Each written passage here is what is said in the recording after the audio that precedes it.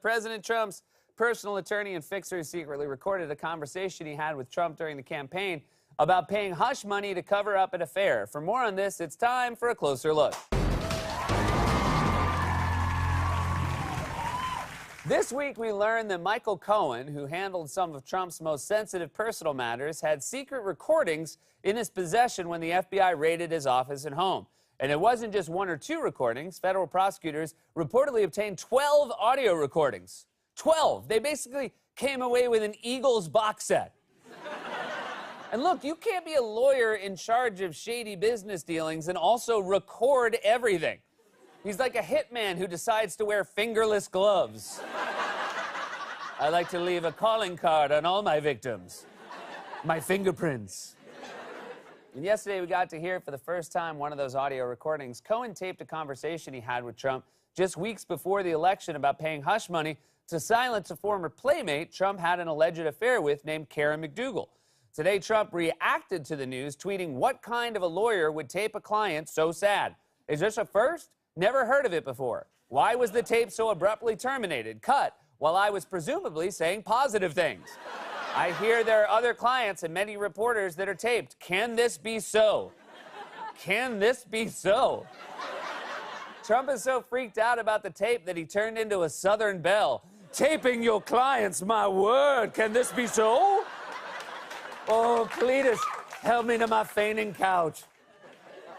Also, I doubt any reporter is worried about their conversations with Cohen being recorded, unless they were writing an article called 12 Ways to Pay Hush Money to a Porn Star and Get Caught. And what kind of lawyer would tape a client? The kind of lawyer you would hire. This kind. Look at him. He never closes his mouth because he has a microphone under his tongue. What do you think about that, boss? And let's keep in mind, this is part of a well-established pattern. Remember, Cohen set up a secret shell company to pay off Stormy Daniels called Essential Consultants, LLC. And today, the Wall Street Journal reported that Cohen set up a separate shell company to buy McDougal's story, and the name of that shell company was Resolution Consultants, LLC. Was Cohen naming all of his companies ironically because he was not essential and he definitely didn't provide any resolution? He should have named his shell companies, This Is Gonna Come Back to Haunt Us, Incorporated. Now, the tape starts with Cohen and Trump having some unrelated conversations about other topics. Specifically, they were talking about two right-wing evangelical pastors who endorsed Trump during the campaign. What's up, Mike? Great poll, by the way. Yeah. Seen it. Great poll. Making progress. Big time. And you guys are good guy. Oh, Pastor Scott? No, Pastor Scott. What's happening? Oh, no. He's... Can we use him anymore? Oh, yeah. 100... No, you're talking about Mark Burns. We've told him well, to... I don't mean that. Mark Burns, can we use him anymore? No.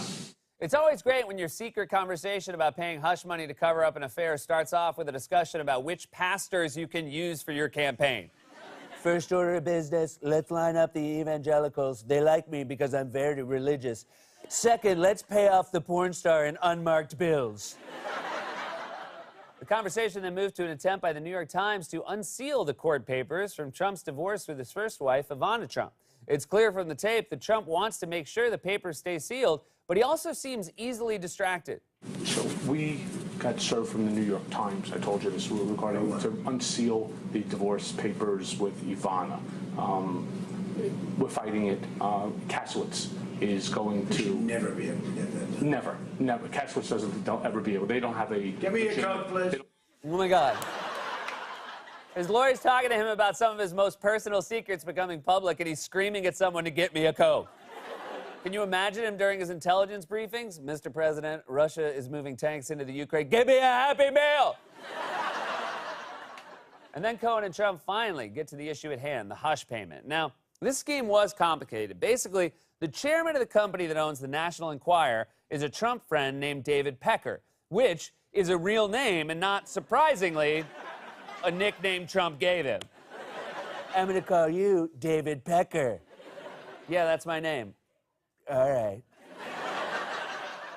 The Enquirer bought McDougal's story so they could bury it. It's a practice known as catch and kill. And on the tape, Trump and Cohen are talking about buying the story from the Enquirer. Now, remember, Trump denied this affair happened during the campaign, and although the tape is muffled, it really sounds like he's telling Cohen to keep the whole thing secret and off the books by paying in cash. I need to open up a company for the transfer of all of that info regarding our friend David, so that I'm going to do that right away. So I'm all over that. And I spoke to Alan about it when it comes time for the financing, which will be... Listen, what financing? We'll have to pay you. So Don't pay with cash. No. No. So obviously it sounds like Trump is saying the words pay with cash, and yet Trump's team disputes that. In fact, they put out their own transcript of the call where they insist that what Trump was actually saying was don't pay with cash, check.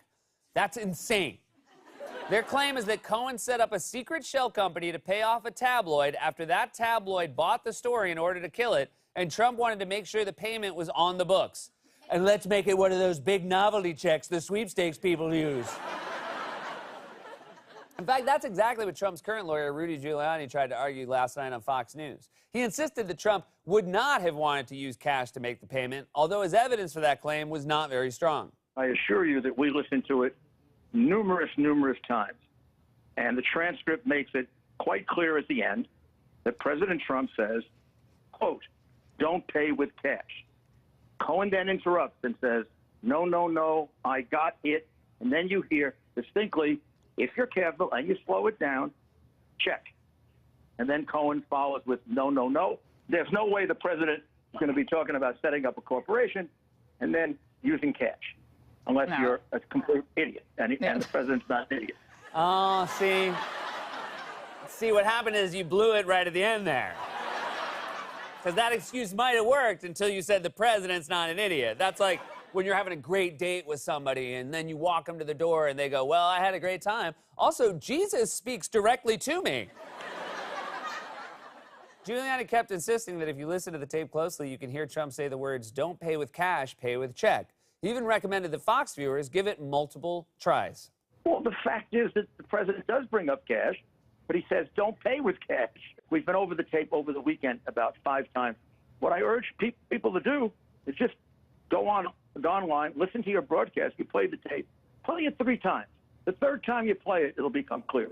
Play it 3 times. This is evidence in a criminal investigation, and they're treating it like it's Laurel versus Yanny. You have to listen to it 3 times, and then it's clear that Laurel is the name of the porn star the president had sex with. But that wasn't even Giuliani's dumbest argument. In fact, if I were his client, I wouldn't exactly trust Giuliani's legal acumen. Here he is talking about the possibility that there are more tapes out there. His answer doesn't exactly inspire confidence. Are there other tapes that you're aware of? Well, today, will you seek to release them yourself? Today, someone was leaking from, I'm sure their side, it can't be ours, that there were 12 tapes of Cohen with the president. May have been Avenatti, somebody else. Don't quote me on that. Don't quote you on that. You're on TV. You're doing an interview. I'm shocked he didn't end the segment by saying, anyway, this was really fun. When does the TV interview start? And by the way, Trump and Giuliani aren't the only ones stammering their way through awkward explanations of this tape. Just take Fox News host Sean Hannity, who was forced to admit a few months ago that he had secretly used Cohen's legal services. Last night, Hannity was in the awkward position of having to defend Trump while explaining his own relationship with Cohen. I have known Michael a long time. I like Michael. He has a lovely family. I honestly think what they've done to him is wrong. I was not a client of his, although I did ask him a legal question on, we used to talk privately, and but we didn't have a business relationship, and just to be totally transparent. Oh, those are definitely the words of a man who just found out his lawyer secretly tapes his clients. Seriously, Hannity sounded like he was being interrogated by Dick Tracy. Where's Lips Man?